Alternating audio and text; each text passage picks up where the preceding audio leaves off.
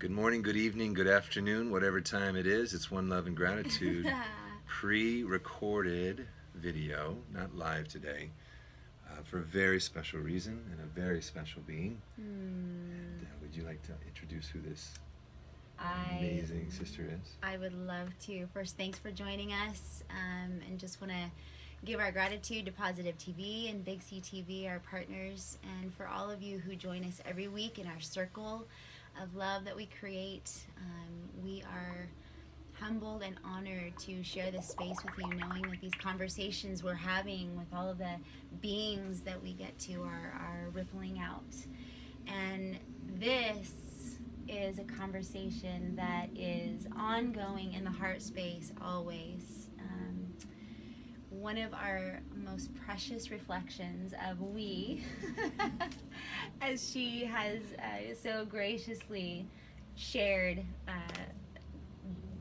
how to say that, and that resonates deeply. But you are a treasure to us both, and the impact that you have had on our lives individually, on our love, on our perceptions of the world have just rearranged us in a lot of ways. And so thank you for the reflection you are. This is Unity Grace, and she, if you haven't What met an intro. Unity, She's making me cry. love you to pieces. We'll probably say this a few times, but we always say, we love We love Love we. beyond So, the beyond. there's a few things. We have called ourselves Trinity Grace, and there's so much that will impact of how that even happened. But Unity has literally traveled all over the world, sewing and loving the grid lines, loving the water, healing the waters, and marrying the waters, and bringing love consciousness into the sacred waters. And thank you for your work. Thank you for your relentless just love that you pour out everywhere you go. So with that, thank you for being here. Wow. Well, pure reflection with both of you, and a special moment to be here. It feels like a really special day. It feels like a special day to be here with everyone. Yeah. It feels like there is a gateway that's opening within us because we're going through this Venus retrograde right now. And the Venus retrograde is really about pushing us deeper and deeper into those cellular levels, to clear, to release, let go of, to purge everything that no longer has value and meaning. Venus is about value and meaning, and it's about love. And so it feels like we've just passed this new moon window, and as we've made it through this gateway, it feels like we've let go of a lot of heavy material. And I'm experiencing for myself just a lot of bliss right now, and like a lot of acceptance of this journey in ways that I've never felt it before, in a way that it is starting to feel really fun. And so I'm grateful that we're doing this together today and sharing this special Trinity Grace that was such an organic unfolding for the three of us. And clearly we've done this many times before together, and it feels like a glue that's kind of pulling a lot of things together. A network. We're starting to see, as many of the viewers I know are starting to see, just such profound synchronicities, but synchronicities in a way now like never before. Now it's like synchronicities that are not only happening in the moment and then passing, but synchronicities that are giving us a rooted experience to begin to build the foundation of the new earth. And that's new because we've all been going through this processing for many years, a next level, a next platform of consciousness, of release, of liberation, of bringing in all those aspects of the higher self. But it hasn't come into form of any sort up until now, and feels like we finally reached that plateau where we're actually beginning to create and form. Yes, yes, yes. Breathe that in. Just take a breath. And I invite you to breathe throughout this whole thing. It's a good idea. It is deeply. Always good idea. Deeply. Doctor's orders say take more breaths.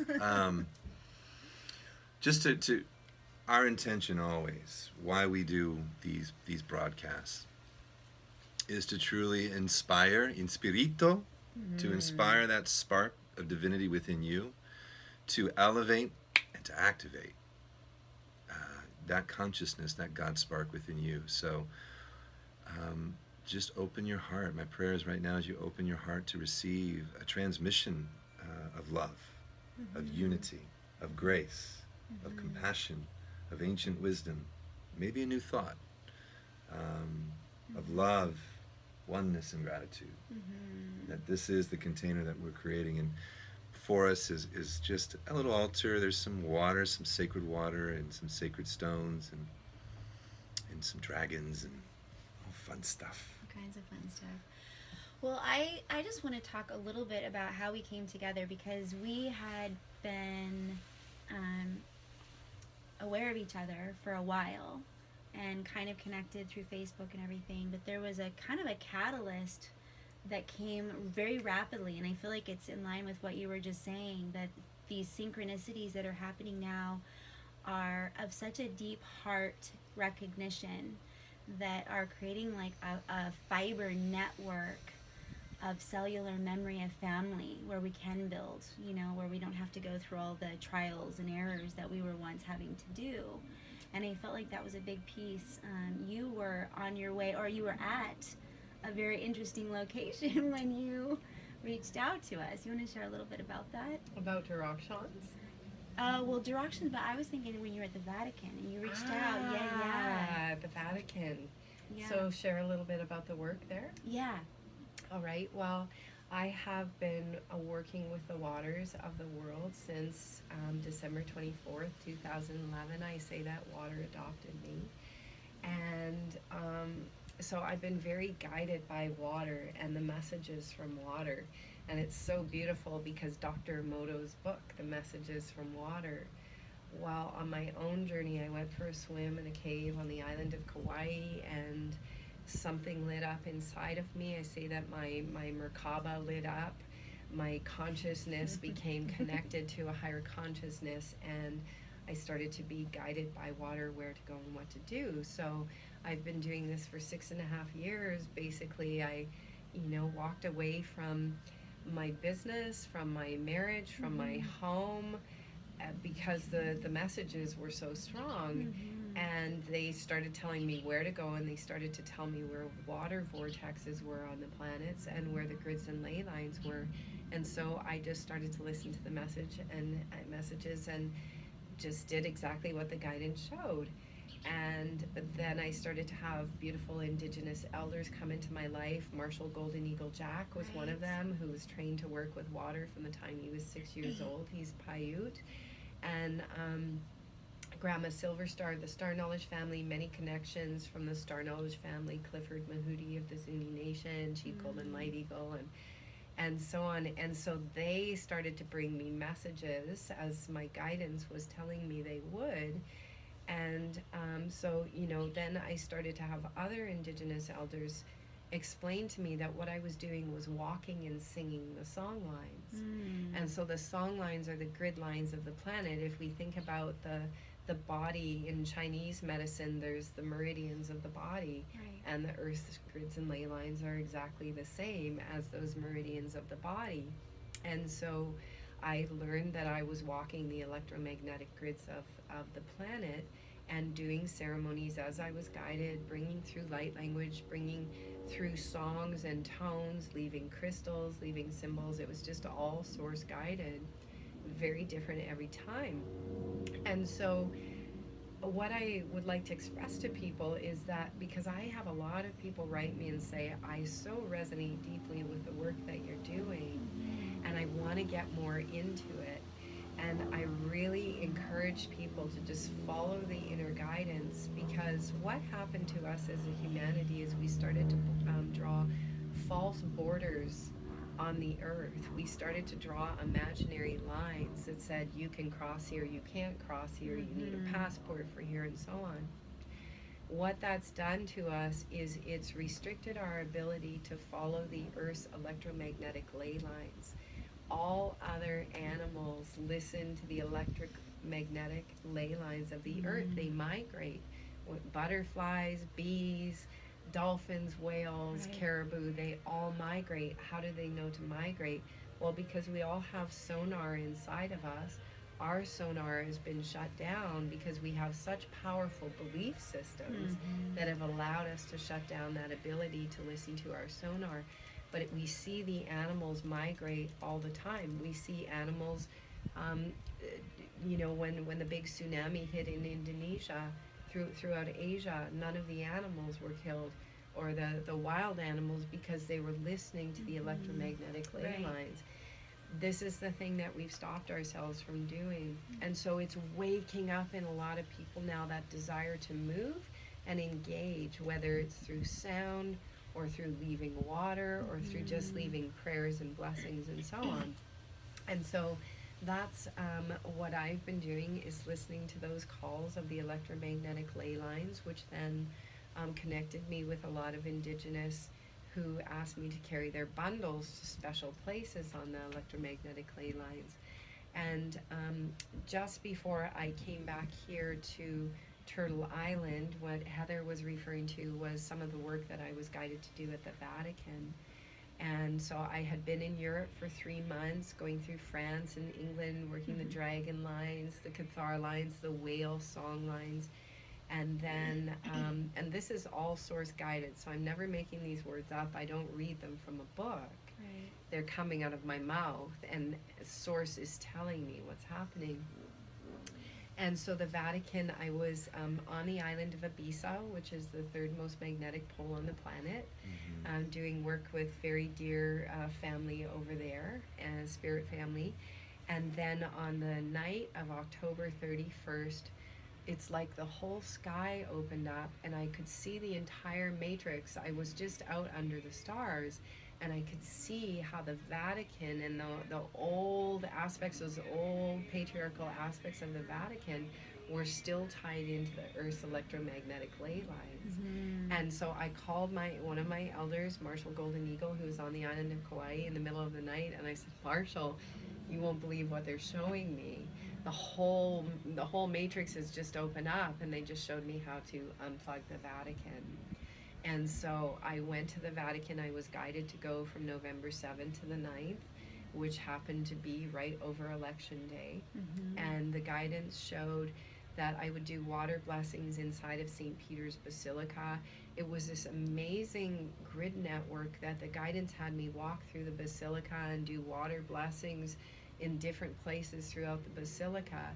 And then the guidance showed to come back the next day. It showed that something very specific had happened. It showed that the Vatican had been unplugged. The wording the guidance said was that the head of the serpent was removed. It said that it would try to come up and feed one more time, that I would come back the next day, I would sing the codes of the Cosmic Mother inside of the dome of St. Peter's Basilica, and then at 7:11 p.m. the waters, the energies would come in, and I want to know what that 7:11 is about. The energies would come in, the aurora frequencies, which Grandma Silver Star of the Star Knowledge family had also confirmed to me. And then I would collect the water from the fountains outside in St. Peter's Square. At 7:11 p.m. I would do ceremony outside the obelisk and collect those waters, and then bring them from the old world to the new to activate the turtle, to liberate the dove on the 11:11 gateway. And so on the 9th, I flew back to Barcelona and stayed for the 9th and 10th, and flew out on the morning of the 11th to come back to Turtle Island, North America, with these waters of the aurora frequency. And as we know, water holds memory, and the cosmos is imprinting the waters all of the time. And so the guidance was showing that this water would bring the frequencies to activate the turtle to liberate the dove. And then, of course, that story ties into Standing Rock and goes on to there. But that's how we came back together after meeting each other only briefly, probably a year before. I think so, and I think the first time that you and I actually really talked, except for directions, was while you were still in Ibiza, when you were out under the stars. Oh, wow. Because your phone was about to die, and you're like, yeah. So then you came back, and that day, literally, you came here. 11/11, and Heather and Jason came to meet at Full Circle in Venice with Andrew Keegan and that whole amazing network of people. There was a fundraiser for Standing Rock that night, and I was guided to also invite our friends Metatron and Allie, who are co-producers of a big festival called Lucidity, and bring their little baby, Aurora. It was her birthday, and she had been born 1 year before on 11/11 at 11/11. So there's a lot of 11/11s going on here, and that was our beautiful reunion to come back together, and then Trinity Grace has unfolded from there. Deeply, and Unity came back and spent some days here, and while she came back, we had just recently started the One Global Family Calls to Sacred Activism, and Unity ended up being a very integral piece of all of that as well. So that was kind of the way that our alchemy began. In upstairs in our bedroom on the floor, we would have an altar. It's all about that. 11/11. And we would sing together, we cried, we just were in awe of how Spirit was so finely tuning, like you said, a relationship we've known infinitely, yet being brought into a practical, tangible way to serve. And so it's just grown, and Hello. I am in awe. Right? That's it. I'm just sitting here like, I'm in awe. I am, just grateful for all that you are, all that you do, all that you have done for so many years, and the special place that you hold in your heart for us. We adore you, love you, beyond. And, when you said 7-Eleven, I was just listening to a dear brothers who we know, Matthew, his video about numbers, and the 7 as it's coded is actually is the love. Feminine. Right, the love. And 11 is masculine. And so they are love frequency. When 11 and 7-Eleven come together, it is the Merkaba. It is the electromagnetic boom. So I'm like, I just was tuning into that yesterday. Right? So of course it's 7-Eleven. So well, I have to say, and guess who Matthew would love this, guess who I was guided to call at 7-Eleven from the Vatican was our dear friend Mark. Yes, wow. Yeah. Wow. To bring those cosmic alpha omegas together. Wow. Okay, so this kind of segues beautifully into, I feel like, is a really important piece of all this, which is you teach a lot about the Unio Mystica, and this is brings in a lot of Richard Rudd's work for the Gene Keys.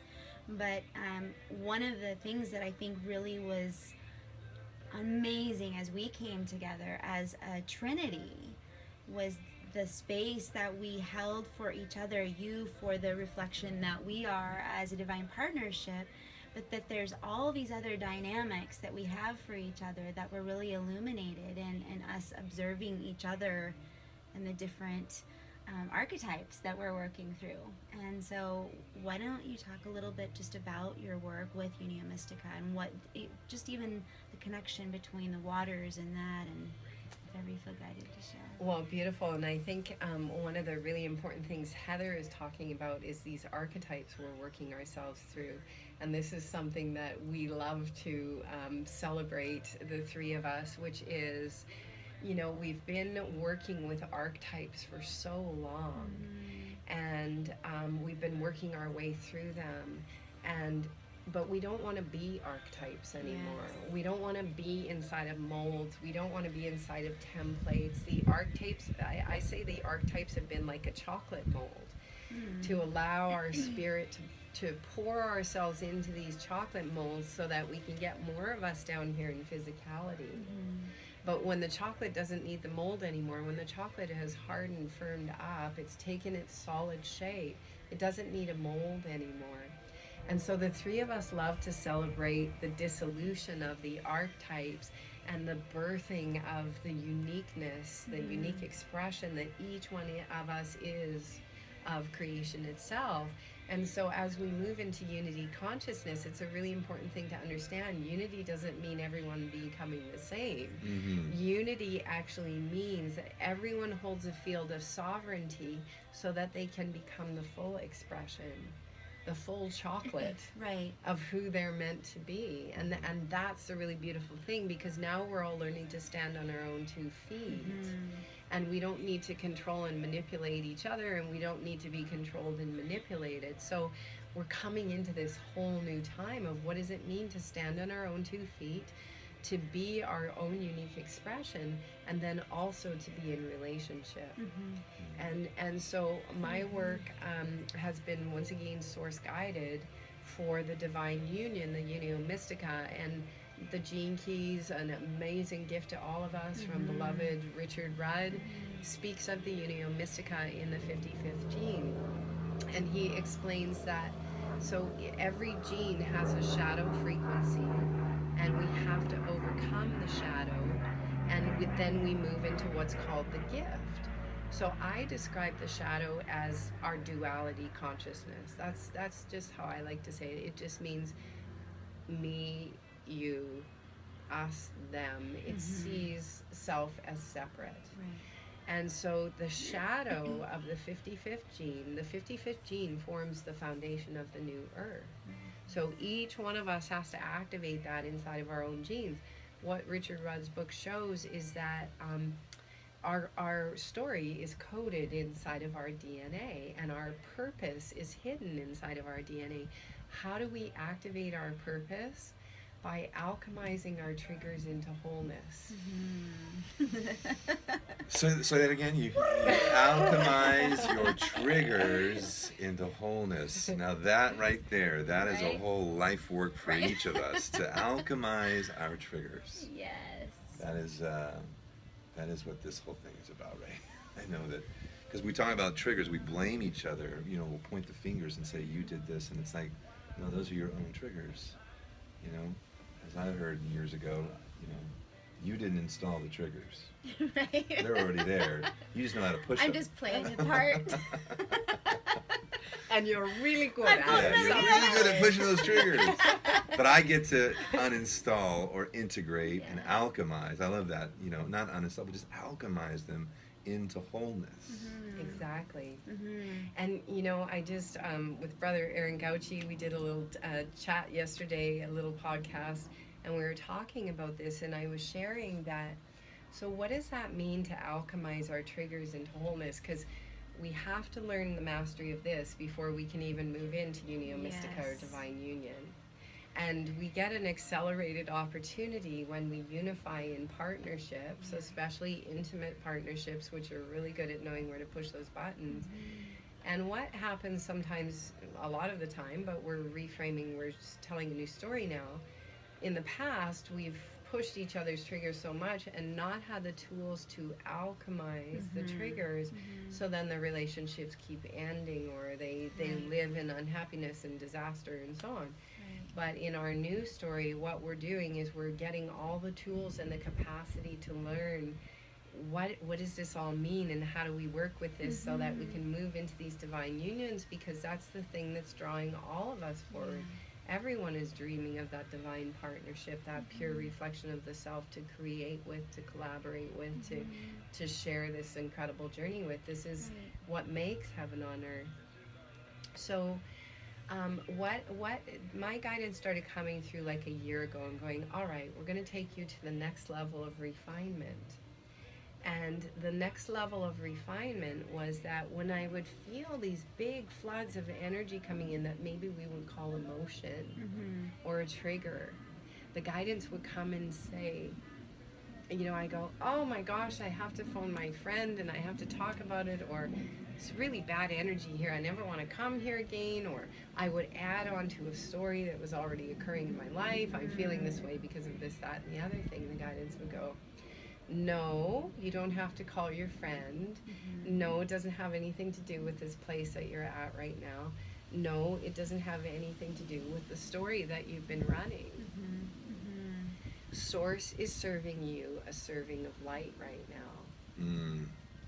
Are you able to receive it? And the metaphor that was given to me was, I just was shown a baby sitting in a high chair with a little plate in front, the little table in front, and sometimes the parent will just put the food right on the little table. And so the guidance was going, Source is serving you a serving of light. Are you going to put it in your mouth and take it inside to nourish and transform you?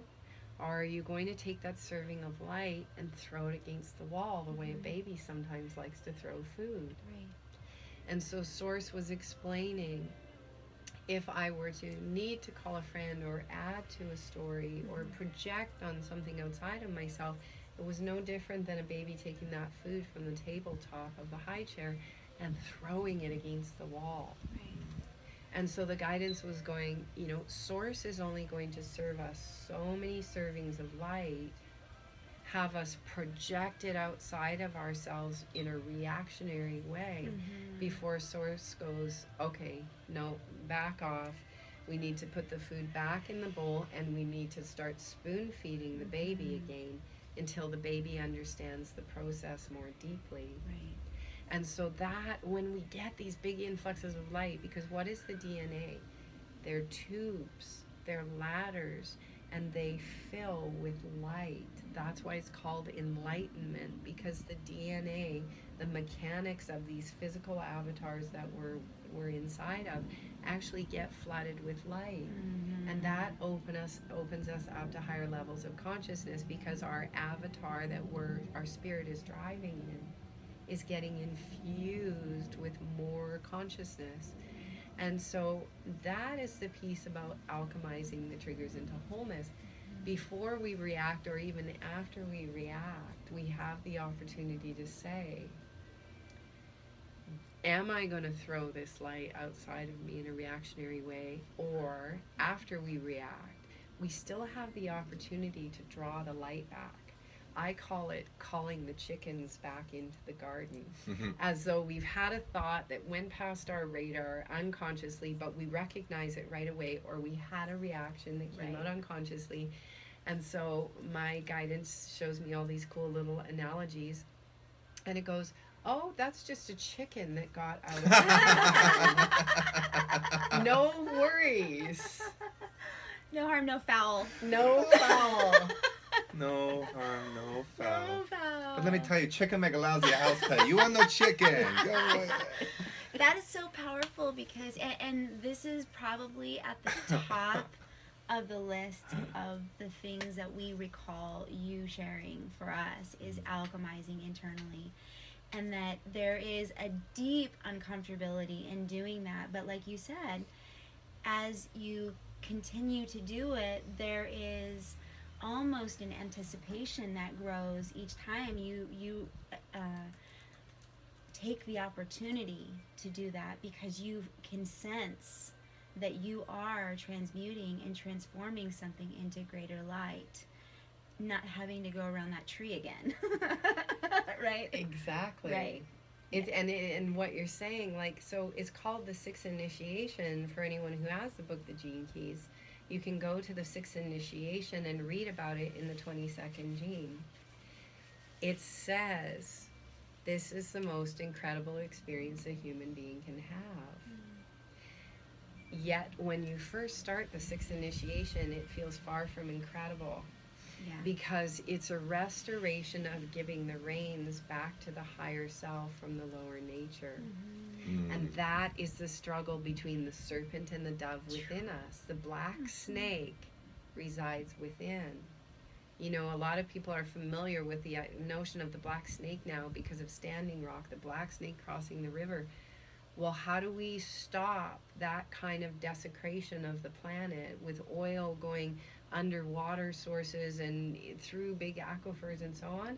How do we do it? We do it by coming to terms with the black snake within us, which is actually our kundalini, which resides at the base of our spine.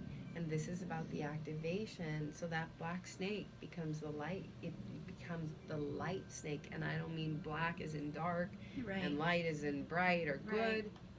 I mean it goes from dark matter to filling with light. I want to reiterate this because this is huge, and you know there's so many people that are in relationships that, like you said, they bail on it so quickly because we're trying to solve our issues with the other person, and it's a trap we can get into if we're not really seeing the opportunity in front of us is only for us to alchemize ourselves, and there's only one of us here. And so thank you. That's been just an incredible reminder, I know, for both of us as we continue to practice it. Yeah. Yeah. I just made a post last night, and it was about that coming to a place of knowing what we're worthy of and not settling for anything less than we're worthy of inside of ourselves. So when we say, I'm worthy of more than this, we're always looking at something outside of ourselves. But why is that thing showing up outside of ourselves? Because we haven't come to the state within the self to go, I'm worthy of more than what I'm allowing to occur inside of me. That's where the worthiness starts and completes. And as we understand, the worthiness is about saying, I'm worthy of having better thoughts inside of myself than I am. I'm worthy of putting better food into my body than I am. I'm worthy of getting more rest than I'm currently. It's all about what am I worthy about inside of myself. Take care of that, and then the external, what we're worthy of, will be reflected in our external world. But I want to go back to the thing about the chickens, because it's such a fun and great analogy. So on my own path, you know, I went through this process in January where a golden seed was placed in my womb, and I was taken back to the original twin ray union inside of myself, understanding that we all have a birthright to be whole inside of ourselves, meaning the merging of that masculine and feminine. And so I was shown in a vision a golden seed being placed in my womb. And then that golden seed began to birth this tree of life out of me, and the branches coming out of my head, reaching into the greater pillars of the cosmic Akash, the tree of life. And right away, the guidance introduced me to a gardener inside of me, this beautiful, elderly, quiet man, pipe in his mouth. He doesn't smoke it, but he has a pipe in his mouth. He likes to feed the squirrels, and he takes care of the garden inside of me. And so what the guidance said when I was having this experience was that I had one and only one job. And that was that as soon as I noticed any negative or limiting thoughts passing my radar, my work was to take it to the gardener inside of me.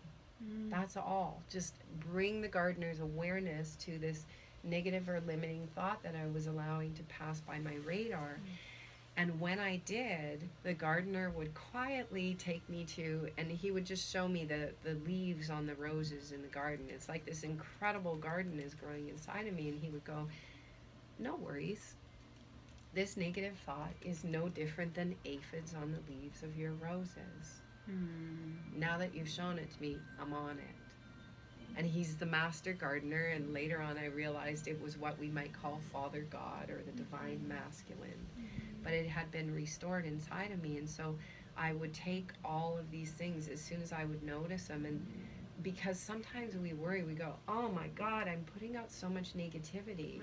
I'm just going to create more negativity. So shame. Exactly. The 6 core wounds: guilt, shame, denial, suppression, rejection, separation. And so, get in Can you touch. repeat those again? Yeah, Because I those think are those are huge. important. Those 6 core wounds are, again, what? Guilt, Guilt, shame, shame, denial, denial, separation, rejection, rejection. and guilt, shame, denial, separation, rejection, and come on, let's come up with the other one.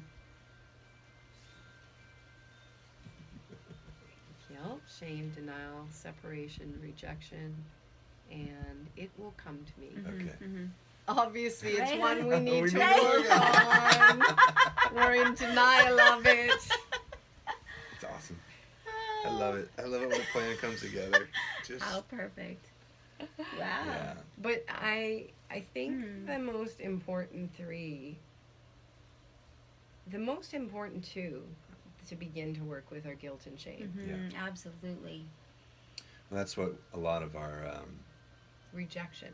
rejection. There Rejection. it is. Oh. I have Which one are we found rejecting? Rejection. personally, we rejected rejection, and I have found that rejection is kind of an elevated one that we work with. Yeah.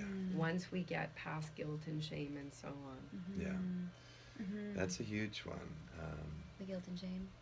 Well, no, rejection I can feel in my own journey, where I feel Me too. abandoned and rejected.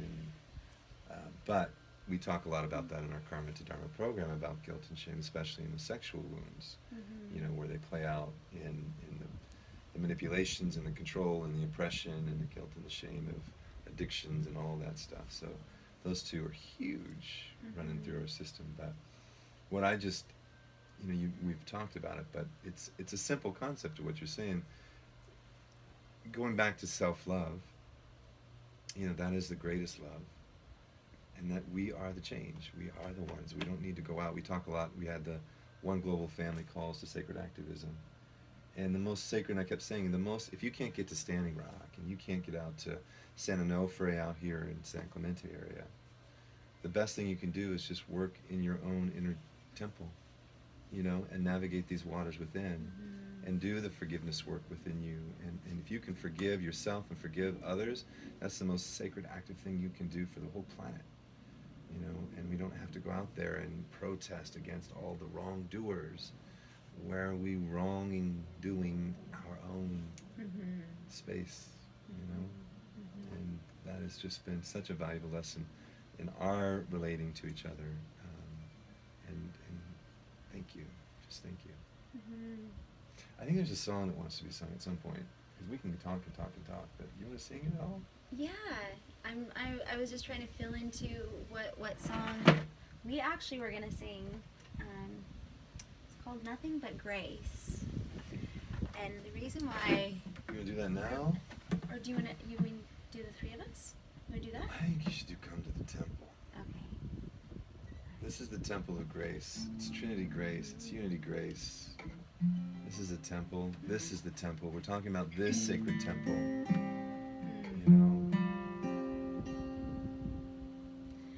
Come to the temple, bathe in the presence of love. Let go of the warring, lay down your sword, you've had enough. And I know you're weary, the battle is taking its toll. Illusion is shattering, the veil is rent, you're whole. Come to the fire, lay down the shame of the past. The blaze purifying, revealing your gold at last. For you hold the keys now, unlocking your shackles and chains. No longer a prisoner, you are now free and reclaimed. You're reclaimed.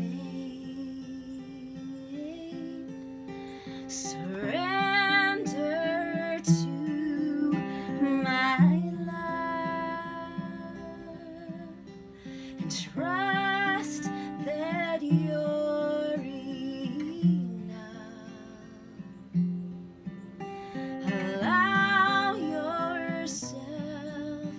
to breathe and remember, remember, remember, oh, remember, remember, remember who you are. So come to the mystery, give up the stories you know. The path now collapsing, leading us all back to one. No longer divided, the fractals united in peace. It's time to play now, like children of love's destiny. Surrender to my love and trust that you're enough. Allow yourself to breathe and remember, remember, oh, remember, remember who you are. For you are the light of the world, and you are the joy of the world. You are the peace of your life. So remember, remember, remember.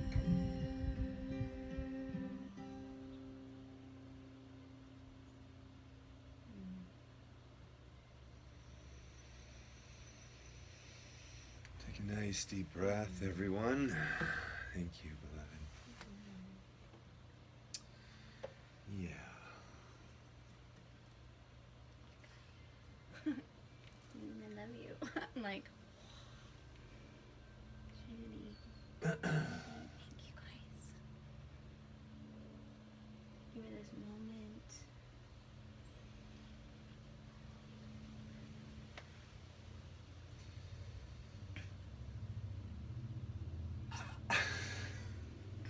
You feel that? So much gratitude, so much love.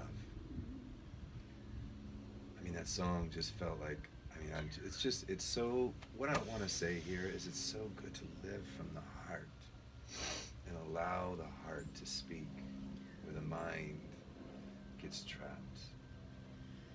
You know, we joke a lot about our life, we fall into it. We fall into grace. We fall into like all these great mysteries and all this galactic information and deep, you know, we haven't been in mystery school training but we are that. We are that just because we're living from the heart, the most intelligent force in our body. And I say that just because listening to Spirit, going, this needs to be sung now.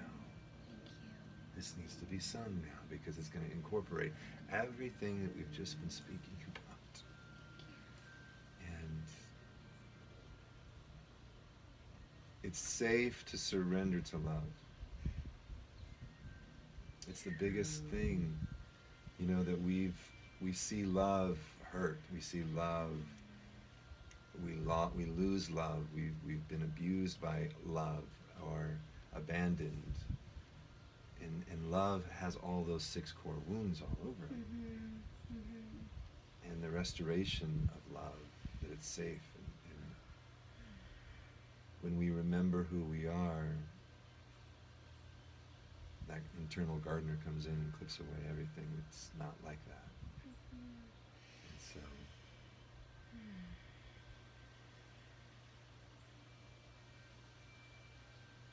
I am in gratitude. And I'm guided to share that the amazing thing about the internal gardener is that when I would take my negative or limiting thoughts to the internal gardener, he treats everything in the garden with love. He didn't spray the aphids with something to kill and destroy them. He's an aphid whisperer. He's a slug whisperer. And that was the other beautiful thing about the discovery of my gardener. And then the Mother God came in to join him. Mother creation, Mother creator. And what they showed me was they would just whisper to the aphids, and they would say, they would explain to the aphids that it wasn't helpful to suck all of the life force out of the leaves of the roses, but they would tell the aphids where they could be useful in the garden and how they might spread themselves out more. So it was this really beautiful process inside of myself to just see that everything was about love. The way the gardener was gardening was about love. There was no enemies in the garden. There's no enemies on the planet. That's created by the mind. Like you say, it's the heart is showing us, and the gardeners were showing me that everything can come into balance through love. And when I would have a thought that would escape my consciousness, a limiting thought, and I would go, oh, cancel clear, and the gardeners would go, no, you don't even have to cancel clear that. Look, that's just these beautiful chickens that have gotten out of the gate. Right. And so even that part of it, they would herd the chickens back in through love.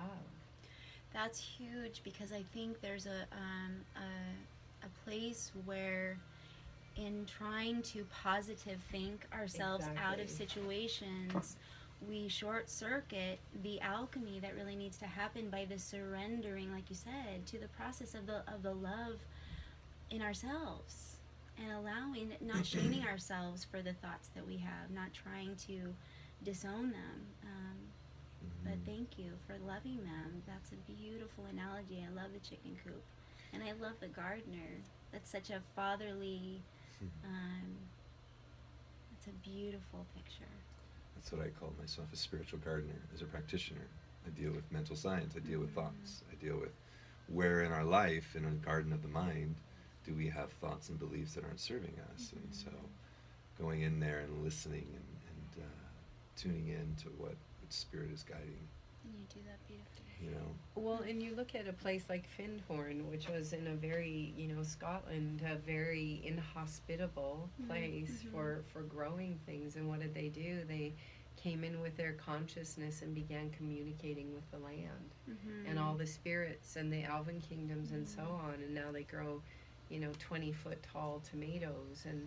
And so what I really realized with this process was that the aphids on the leaves of my roses were cells in my body.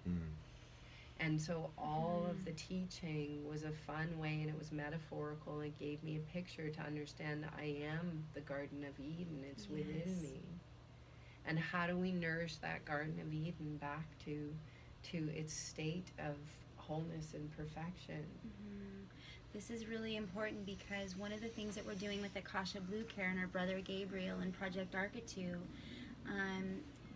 Akasha Blue Care is all about bringing holistic ways of healing the body and realizing that we are the universe, that our bodies are the insourcing out and outsourcing of that universe, and understanding our bodies as that. And so that's a big one. That's a big one. What more can you share about that? Well, I just want to go back to the chickens one more time because so to just really understand that metaphor with the chickens, so how do we begin to transform our lives just by working with our thoughts? Well, there's a wonderful man, which probably lots of the viewers know about, Joe Dispenza, who travels the world, and he teaches the quantum physics of the mind and how our mind is creating our reality. And Joe, the reason he got into what he was doing, he was a chiropractor, but he had an accident in a triathlon. He was riding his bike and he was hit by a car. And so his spine was broken, and the doctors said they'd have to put metal rods in and he would never walk again and so on. And he said, no, I don't accept that. And so what he did was he started visualizing the restructuring of his spine. And any time a limiting thought would pass his consciousness, he would go back to the beginning of the restructuring of the spine until he could restructure the whole spine without any limiting thoughts coming in. And so just that notion of, you know, what we resist persists. So we resist our negative thoughts so they persist. Just let the chicken run out of the yard and go loose for a few minutes. Right. Knowing that with love, you can call the chicken in and the chicken will go, okay, I've had my freedom, I'm going to come back. And the guidance was showing that that's the way. Let the thought go out there. It's okay, no need to panic. Let the chicken run around outside the yard, feel its liberation for a few minutes. Maybe those negative thoughts just need to be liberated and get out of our garden, get outside of us. Once they've had a little free reign, then call the chicken back in. And the gardeners in my garden are master chicken whisperers as well. And so I would witness how they could then just, and so what is the chicken the metaphor of? The chicken is the metaphor of our energy, our thought energy. And so to understand that it's pliable, we can play with it. There's nothing to panic about here at any point. Right. That is so crucial, because this is, I mean, there's so many ways of the metaphors. I mean, I'm just seeing the the little child that we tell, you know, shouldn't be talking, or shouldn't, you know, you need to be quiet, you need to behave. And this happens. This is the shadow projection. And if we don't allow and love and integrate this wild child inside, it's going to run amok and create destruction. And we've got to allow that space of grace to let them be, and not shame them for, you know, I mean, we were reading Robert Johnson's book, Owning Your Own Shadow, an incredible book. But there's so much projection, and if you just allow, like, if you know, playing a video game with my son, we'll play Call of Duty. That's my little shadow. That's my little boy going, yeah, I want to shoot and do stuff, you know? But I'm not going to go out and kill anybody, because I've got a shadow, I've got my outlet, you know what I mean? It's important to let those chickens go out there, and so thank you for Sometimes that. I feel like there's a fine line of allowing those thoughts to go out, but then, like you were talking about earlier, not putting them into words that are creative. And sometimes what we do is that those negative thoughts that come out, we give a voice to them, which almost creates more of the same thing, or we speak disparagingly of them, or complain, or, you know, whatever that is, which is a whole nother, I mean, am I on the right track there? Well, I have a favorite expression, which I've been saying a lot lately, which has been coming through my guidance, which is, silence is golden, less is more. Thank you. That's been going through this whole time. If you've noticed, I've been very quiet. More quieter than I usually am. I'm like, silence is golden. Listen. Silence is golden, less is more. Yeah. And that's another aspect of refinement. So if we're the babies in the high chair, then what are we learning? Well, we're learning self-mastery. And inside of that self-mastery, as we begin to go, oh, okay, I'm having this intense feeling right now, but I don't even have to call it an intense feeling. Right. And call it whatever you want. It just was really beneficial for me to say, it's a moment when I'm letting go of more of what I'm not, and I'm filling with light. And so inside of that, then I didn't need to phone a friend and talk about it, or create more words with worlds, or worlds with words, as you're saying. And so then the guidance was like, silence is golden, less is more. And what is golden? Alchemy is gold. It's about turning, you know, the coal into a diamond, or whatever. It's finding the treasure. And so really getting comfortable with being okay with just sitting with feelings. And what I found through the process was that something that I would perpetuate if I were to call a friend or make the story up about it. The guidance would say, you know, this too shall pass. Famous expression. But if I just came into the silence is golden, less is more, I'm releasing everything that I'm not, and I'm filling with light, 30 seconds and that intense emotion was gone. Yeah. Right.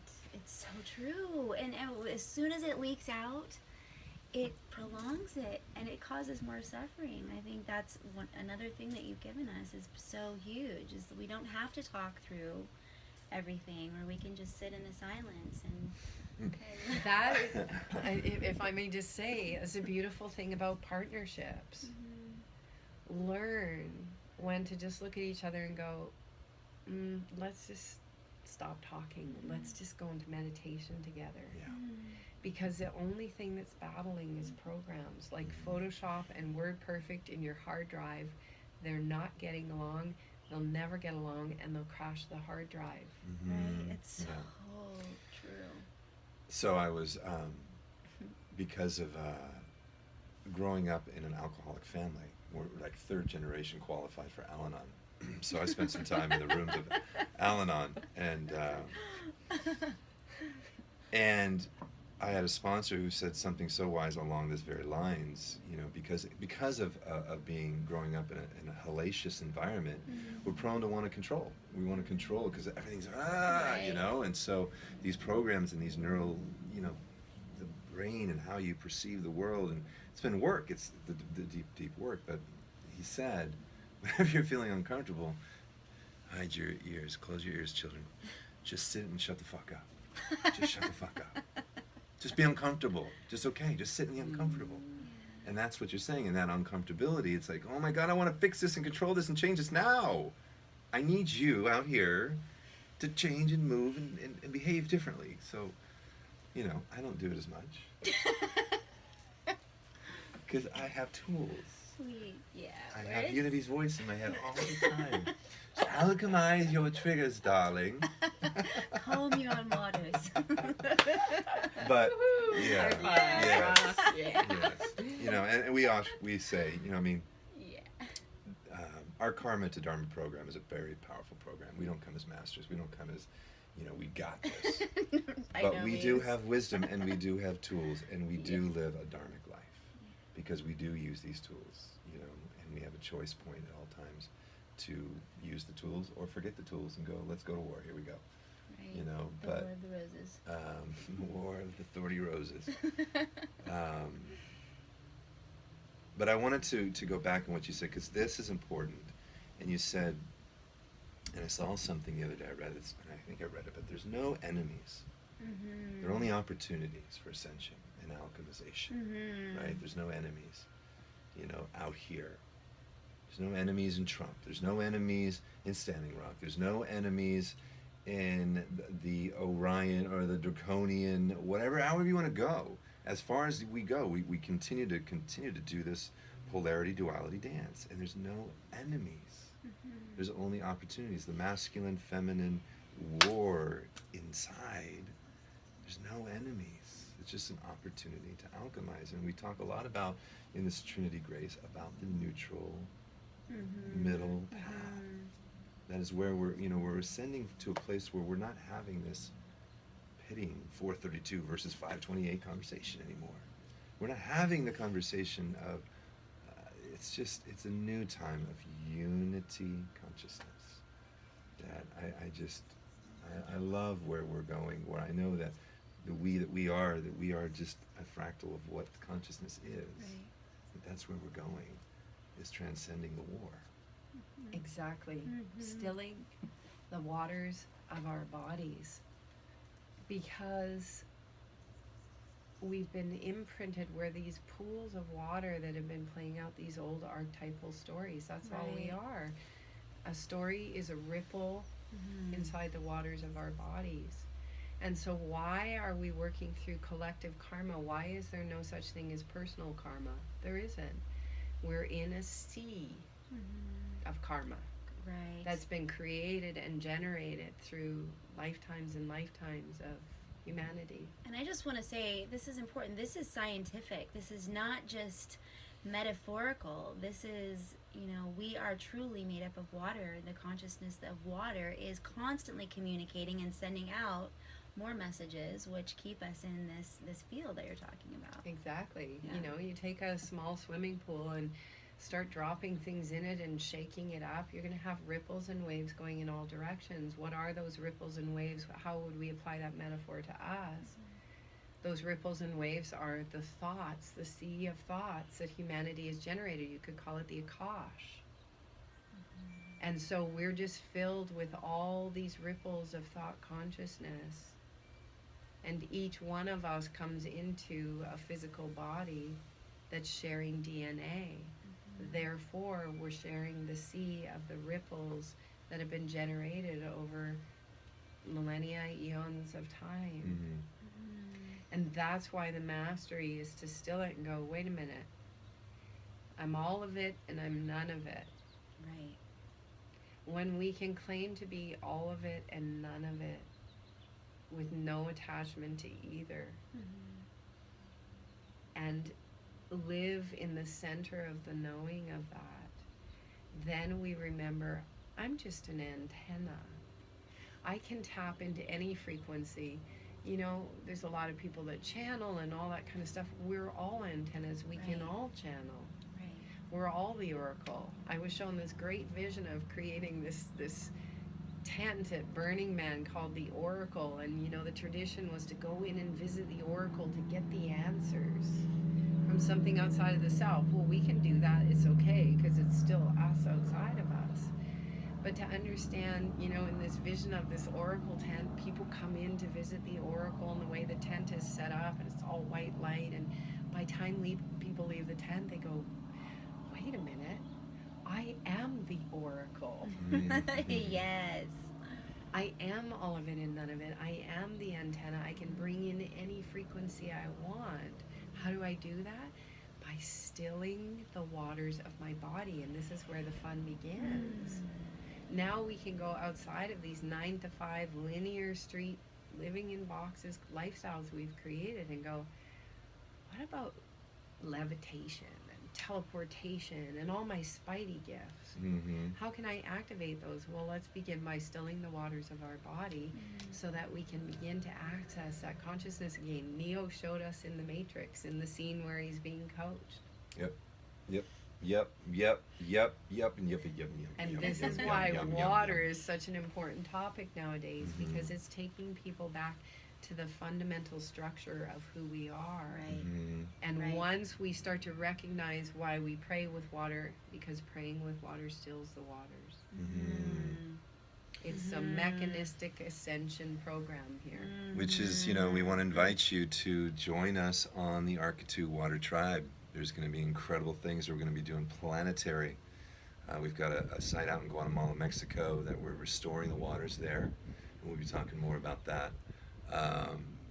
But we've been working with water, and we're so honored to work with amazing water guardians, such as Unity Grace and beyond. I feel like we're kind of coming down. We're an hour. I feel like our next song. Well, this ties us right back into the water. As I was saying, what a beautiful full circle we've encountered together. This is a song that was birthed in the Pacific waters. It's a mantra. It's a Sanskrit. Om Shri Rama Jaya Jaya Rama. Om Shri Rama Jaya Jaya Rama. Om Shri Rama Jaya Jaya Rama. What does that mean, love? It means, in essence, that love is safely taking us across the oceans of rebirth. We're being healed. We're always being called forward by love itself. No matter what this reflection is, it's always the opportunity. That is love calling us forward safely across the oceans of rebirth. I'm going to carry some water in my hand. Yeah. Blast sacred waters from all over. Yeah. Om Shri Rama Jaya Rama Jaya Jaya Rama. Om Shri Rama Jaya Rama Jaya Jaya Rama. Let's do that again. Om Shri Rama Jaya Rama Jaya Jaya Rama. Love Shri Rama.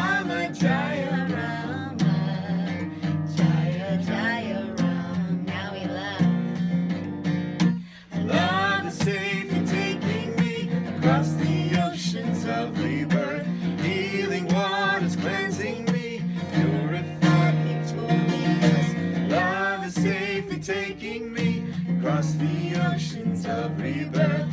Healing waters cleansing me, purified, victorious. Om Shri Rama Jaya Rama, Jaya Jaya Rama. Om Shri Rama Jaya Rama, Jaya Jaya Rama. Love is safely taking me across the oceans of rebirth. Healing waters cleansing me, purified, victorious. Love is safely taking me across the oceans of rebirth. Healing waters cleansing me, purified, victorious. Om Shri Rama Jaya Rama, Jaya Jaya Rama.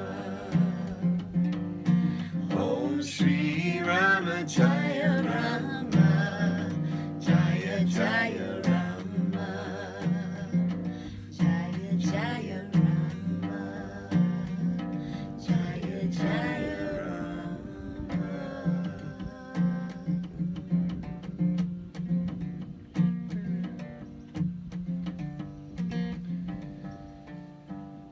We always end every ceremony, every gathering with the Star Mother tones, and I feel like we need to end this broadcast, this transmission. Will you grab me a water there? Mm-hmm. The Trinity water. This is what you call marrying waters. I always say one drop of water is all it takes to change the world. And water has taught me everything about balance. If you take one drop out, put one drop back in.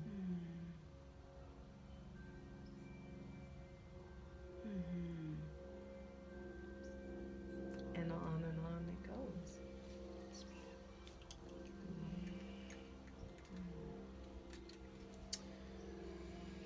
So what do you say, 3 times? 1 time. Let's just do one time on the long ones. Okay. Okay. And so these are the Star Mother tones. They're the sacred vowels. A, E, A, O, U, Ma. And they create a very powerful geometric design called the Star Mother. And water is going to carry this blessing.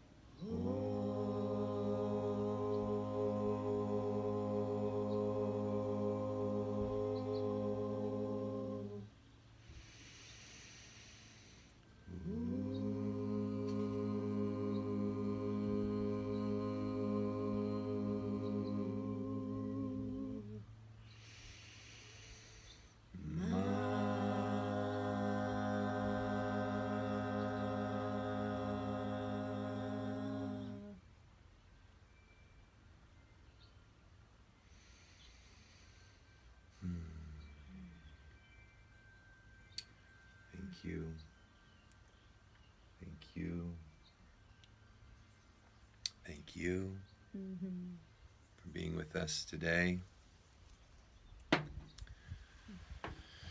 Knowing that today this ripples into now for you, whenever this now is. We want to say thank you once again to Positive TV out of Avalon in Glastonbury, England. I want to say thank you to Brain Juice, our sponsors, and Hot Shot from Planet Kitchen, and all that is happening that goes beyond the names. And all. We just honor all the ones that have been with us, and that's gone before us and that will come after us. I'll quickly say just to join the Arkatu Water Tribe, go to arkatu.com, and if you click the tab that is AWT, we would love to have you sign up and you get a shirt. And the support there goes not only just to become part of a club, but to go out and to really help contribute to the healing of the waters all over the planet. And so please join us, healing the waters within and without. And how can people find you, Unity Grace? Right now, the best way is Facebook. Okay. And just Unity Grace on Facebook and private messenger. I'm letting all my old websites fall away. They're just falling away one by one as the domain name expires. I'm going to be working with a new website as I get it up. I am pureenergy.love. And so that'll come in time. But I just want to say thank you to you both. Thank you to everyone. And my favorite expression, we love we. And onward, family, one global family, one cosmic family. Incredible time to be alive together and to be with these two special beings is like such an honor.